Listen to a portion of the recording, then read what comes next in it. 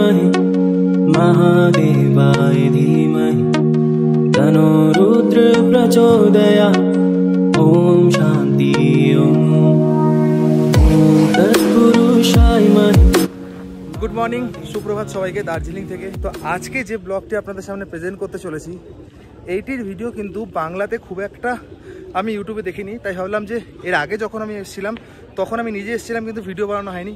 তো এবার ভাবলাম যে আপনাদের জন্য এই ভিডিওটা বানানো যেতে পারে। তো এখন রয়েছি সকাল সকাল 7:30 বাজে, আর এখন রয়েছি পুরো একদম মল রোডে, যে সামনে থিয়েটারটা রয়েছে। রাস্তাটা বুঝতে পারছেন কোন জায়গায় রয়েছি। এখানে স্ট্যাচুটা রয়েছে, পেছনে ম্যালের মার্কেট রয়েছে, আর এইদিকে একটা মার্কেট দেখতে পাচ্ছেন সামনে, যেটা লেখা আছে নিউ মহাকাল মার্কেট। তো এই রাস্তা ধরে আমরা আজকে যাব মহাকাল মন্দিরে। তো এই মহাকাল টেম্পল হলো গিয়ে এই দার্জিলিংয়ের এমন একটি শিব মন্দির, যেখানে বৌদ্ধ এবং হিন্দু ধর্মের মানুষেরা একসাথে এই শিবের পুজোটি করে থাকেন। এই হচ্ছে মহাকাল মার্কেট লেখা। এই রাস্তা দিয়ে সিধে যেতে হবে মহাকাল টেম্পলের জন্য।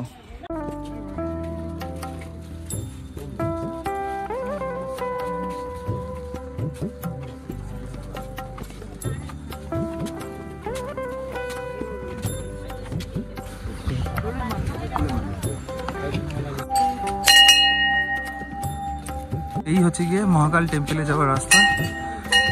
একদম মেলের মুখ থেকে জাস্ট পায়ে হেঁটে 1 মিনিট লাগলো আমাদের মন্দিরের গেটের সামনে আসতে, মানে যে সিঁড়িটা রয়েছে। এবার এই সিঁড়ি দিয়ে সিঁড়ি উপরে উঠতে হবে।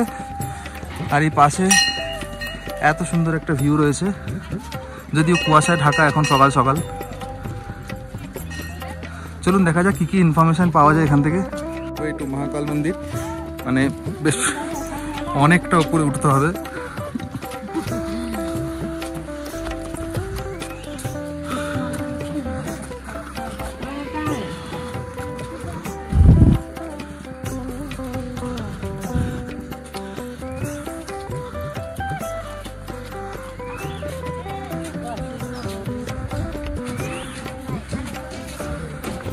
পিছনে ভিউটা দেখুন।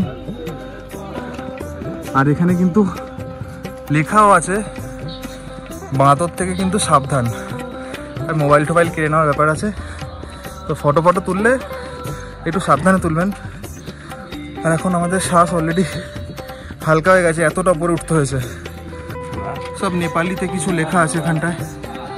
The end of knowledge is love, the end of education is character. আর এগুলো সব হিন্দিতে লেখা হলো, নেপালি আর কি।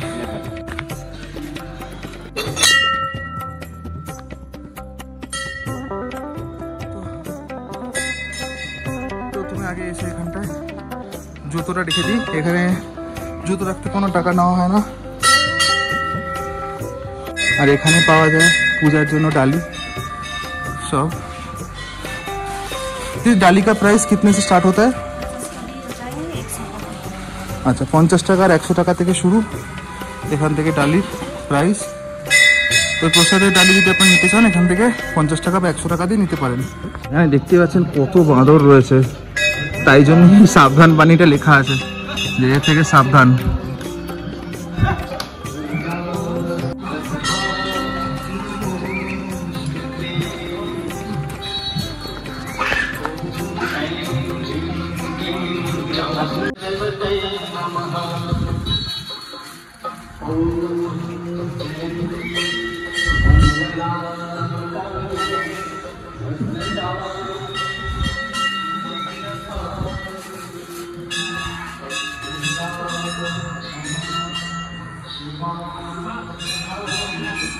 ভগবান শ্রীরামের একটি মূর্তি রয়েছে এখানটায়,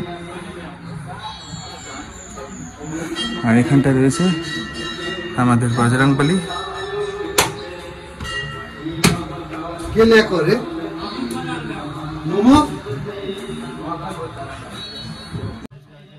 এখানে রয়েছে সাই বাবা।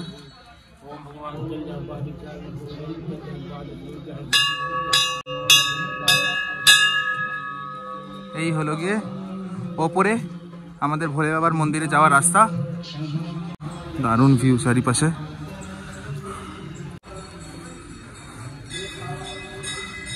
আর এই মন্দিরের কিন্তু বৈশিষ্ট্যটাই হলো এখানে এরকম রং বেরঙের সব ফ্ল্যাগ দিয়ে পুরো মন্দির পরিসরটি সাজানো, আর সব বৌদ্ধ ধর্মের ভাষায় লেখা আছে নানান জিনিস। আর মন্দিরে প্রবেশ করার সাথে সাথেই সবার প্রথমে চোখে পড়বে এখানে মা কালীর মন্দির।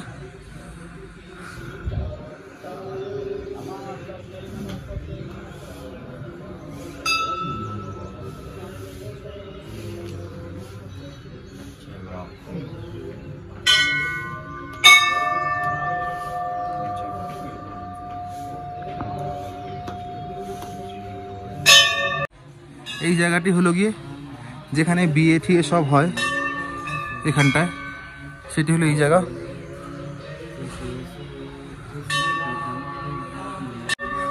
সত্যি এটাই হলো গিয়ে আসল ভারতবর্ষ।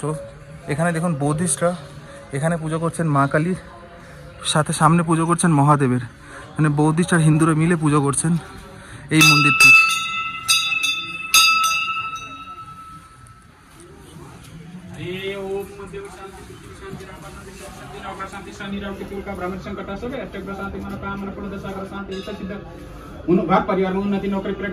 আর এখানে সন্তোষী মায়ের আছে।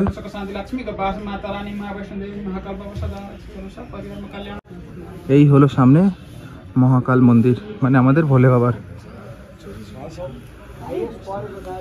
মন্দিরের ঠিক সামনেই রয়েছে এখানে শ্রী গণেশ।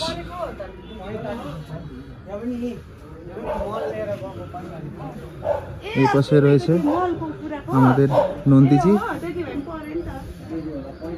তার কানে ইচ্ছা প্রকাশ করলে তিনি মহাদেবকে জানান, এটাই রীতি। আর এটি কিন্তু খুব জাগ্রত মন্দির, মানে এখানে বলা হয় যে নাকি যে মানুষ এসে তাদের ইচ্ছা এখানটা জানায় তাদের কিন্তু সবার ইচ্ছা পূরণ হয়। চলুন এবার প্রবেশ করা যাক।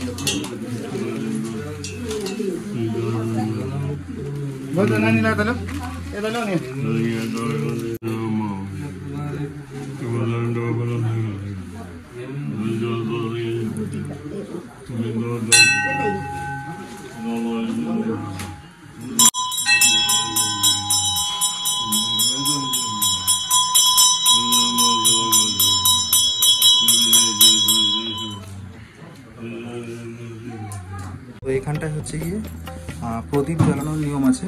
এখান থেকে চাইলে আপনার প্রদীপগুলো নিয়ে আপনি মন্দির চত্বরে রাখতে পারেন বা এখানেও রাখতে পারেন।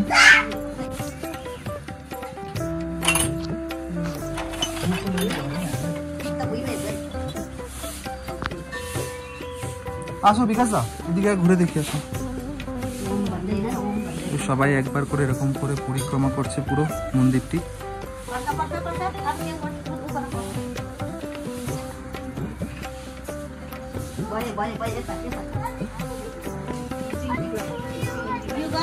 বারোটা জ্যোতির্লিঙ্গই পরপর রয়েছে, যাদের দর্শন আপনারা এখানটা একসাথে পেয়ে যাবেন। হ্যাঁ, ধুষ্মেশ্বর, এটা হচ্ছে গিয়ে মহারাষ্ট্রের, যেখানে একটি জ্যোতির্লিঙ্গ।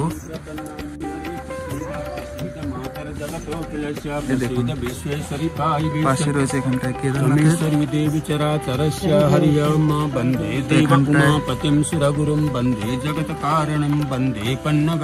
এখানটায় কেদারনাথের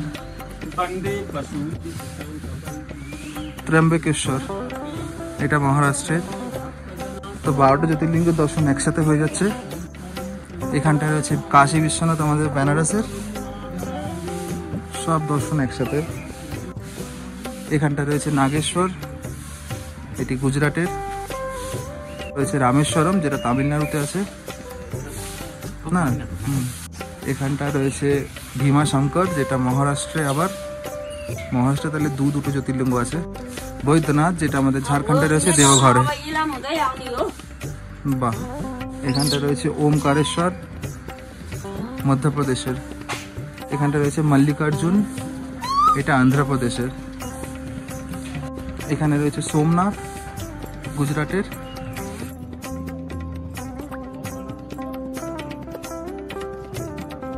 ছিল আজকে সকালে একটা জার্নি আপনাদেরকে আমি করে দেখালাম, যেটা দার্জিলিংয়ের মহাকাল মন্দিরের। হয়তো আপনারাও অনেকে আপনাদের মধ্যে অনেকে হয়তো প্রথমবার দেখছেন। যদি ভিডিওটা ভালো লাগে অবশ্যই জানাবেন।